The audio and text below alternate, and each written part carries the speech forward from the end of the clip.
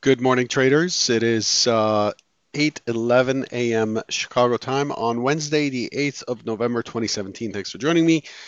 Derivatives trading involves substantial risk of loss and is not suitable for all investors. Past performance is not necessarily indicative of future results.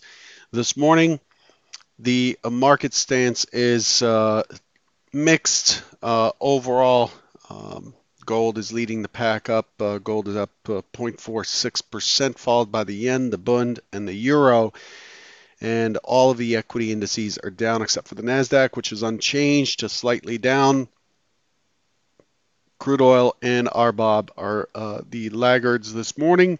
Crude oil is trading at 57.04, down 16 cents.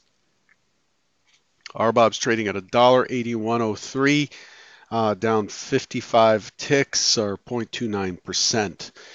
Overall, it just looks like we are staying in the range of where we closed yesterday to slightly down.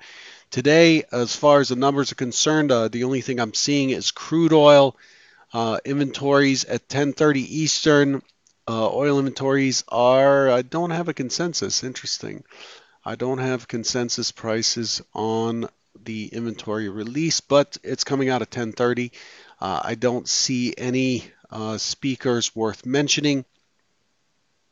So let's just jump right into our review of yesterday. So yesterday's primary scenario and trade plan is for the market to push off the open, to push higher into the 25.93.50 up to 25.95, and then I'm looking for a push down, an impulse down back into the 25.87.75, and then to start moving towards the low of the range. I spoke yesterday about the 25.80, the 25.80 right here. Oh, that's a terrible line. 25.80 being a key support area. What the market actually did, so the market played this plan out quite nicely.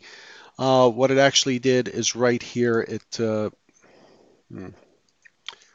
I traded out of the office yesterday, so didn't move these at home. Boom, boom, boom, boom, boom. Yep. So it traded up. You can see here it traded up. It traded up to 25.93.50, which is the top that we had in the overnight. So the overnight stat was fulfilled to the upside first.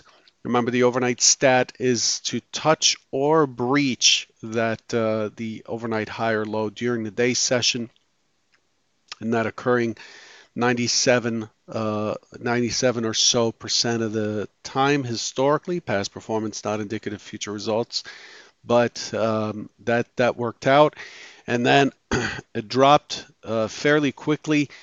Did see a lot of volume at the high, pretty active high. The overnight session saw a dry up at the high, and um, that's why we expected a retest of that area, as I discussed yesterday. But we did leave this weakish high in the day session yet again, and then the first chance really to do anything with this is right in here. Just could not catch this 93.50. And then once it hesitated and started to break lower, that created an opportunity for a test. We pushed back to the point of control as expected, right?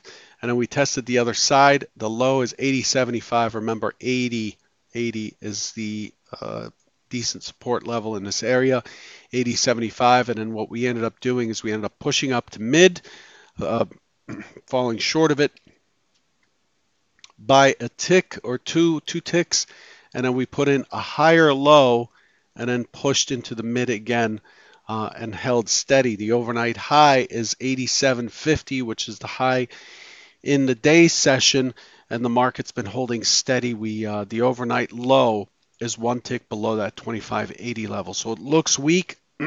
Looks relatively weak, and it looks balanced. We're still beneath this minor LVN that we left behind yesterday. The value area is valid from yesterday at 25.82 half. all the way up to the initial bounce at 25.89. This is a key area to watch this morning. We want to see which of the values is broken this morning. It looks like it's going to open right against the point of control. So that was the primary plan playing out yesterday. The secondary plan was a push through the prior day's high to take out this week high. Remember this week high we talked about, and then to fall down to 25.80 and finish somewhere in the 86, 87 area. So very similar. It just happened to catch that overnight high before the breakdown. But in either case, if you note yesterday, I did expect selling on either plan. Okay. The overnight session. Where is my? Hang on one second. Where is my overnight chart? Pulling that up. Here we go. The aftermarket session, small gap down on the open to test below the 25.80, retest to 25.80, and a drift up and holding steady. The overnight session had pretty good volume at 177. Notice lately we've had pretty good volume in the overnight session. That's led to better opportunities than we've seen over the last few months during the day session, and that's likely to continue today. I'm not expecting a lot of range today, 7 to 8 points tops in the ES. I'd love to be wrong about that, but overall we're trading against the last week's highs, and we're holding steady, and it seems to be balanced overall. If you look at the overnight session, it's just balancing right against the day session yesterday. So overall, expecting a choppy open and sideways trade. Expectation for today. If you see here, we got the impulse pull back to mid or so, higher low, and a push. So we have a pull push with a higher low, right? This sets up this is more likely to set up a pullback that fails to go lower, take a long, rotate up, take your scale, the first scale at the prior high, which would be that 25.87 area, and continuation higher into value high. That's the primary hypothesis today, is open auction that pulls back towards the 25.82, 83 area, consolidate, impulse up,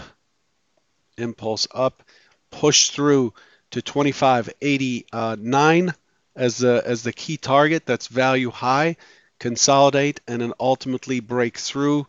Use that as a base, and then sit sideways into the close. So I'm looking for the market to push higher into the close as the primary scenario today.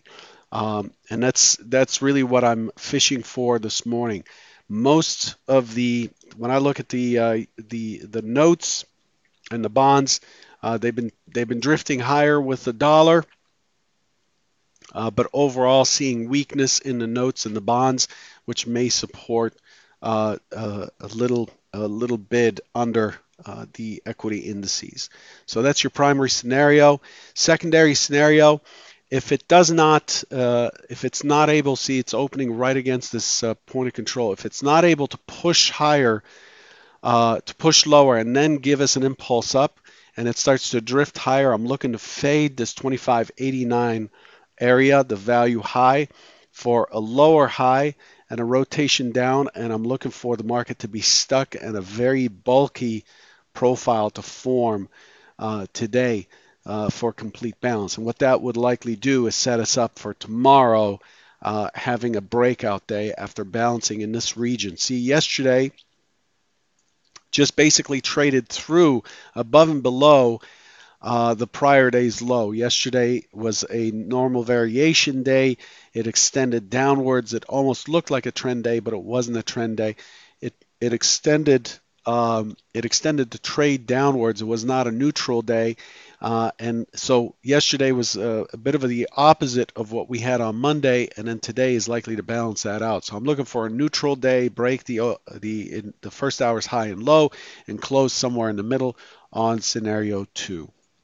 Okay. I want to spend a moment talking about our friend the Russell. All right. So let's look at the Russell here. The Russell has consistently, I was just on Benzinga Radio or the pre-market show, and I was discussing this. The Russell still has a very bulky profile above. So as I extend this forward to the sell-off day last week, last Wednesday, the Russell's not able to hold on to these higher prices at all. It is operating almost exactly the opposite in the opposite way as the S&P does, and it keeps extending the profile down. And so to me, the Russell is a much easier, in my opinion, it's a much easier sell than a buy. And so with the Russell, I'm looking for, so yesterday we open up and we just spill right over and start to move down, and through. The Russell's in its thin. This is a low volume, a composite low volume area it's starting to breach into.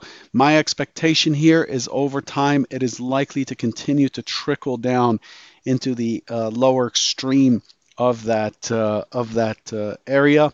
I'm looking for it to drift down to 1450. It's doing a good job on the short side. It's having a hard time on the long side. It is not able to hold this black line, which is the MC point of control at 1507.8. And it tends to, as soon as it comes up there, it tends to find sellers and drop. And so overall, the Russell has been paying traders on the short side. Right now, the Russell's trading near lows, right? It's trading near lows of yesterday's trend day. Yesterday pushed through the AAIB. It had the point of control at the extreme low. It had multiple distributions throughout the day. This is a very classic setup for a trend day type. And so today I'm expecting it to extend that low. I'm expecting this low at 74 even to be taken out. So this morning I'm looking for any test to the upside to show some signs of failure, and then I'm looking to get short for rotation down. If it hadn't taken out to 74, that becomes the key target below, which brings us into the overnight low. But watch your risk. It's not moving with any other product. It's kind of on its own. But overall, the context supports the idea that we're likely to push lower. This idea is completely wrong above that 82 or 83.3 high that we put in yesterday. We start to drift back into the lows that we've put in multiple times down here.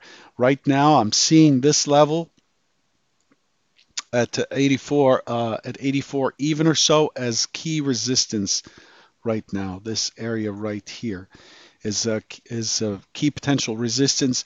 And so we have good cover with yesterday's high at 83.3 all the way to 84. I expect that there will be some defense there.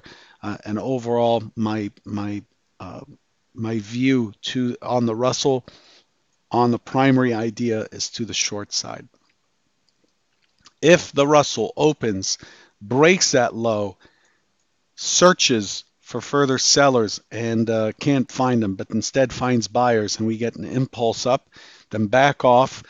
I'm going to look for a pullback, higher low into against the OS. I'm going to target 84 for a scale out, let it linger, and then hopefully continue higher. And that would be the failed low or a successful auction, finding buyers below yesterday's low. It's a little bit extended right now, so I'm looking for any failure to hold that low to be a good sign for longs. And again, 24.84 through and above. Once it gets above 24.84, it's got room into 94 above. It's 10 handles above. That might take a couple days to do, but that's how things are shaping up for the Russell. I can't be more definitive with the trades. It's just I find the market overall a little bit hard to read right now because it's a little bit off kilter. But this is how things are setting up in the Russell, mainly to the downside, mainly to the sellers when it comes to the small caps right now. Okay, so that's how things are shaping up.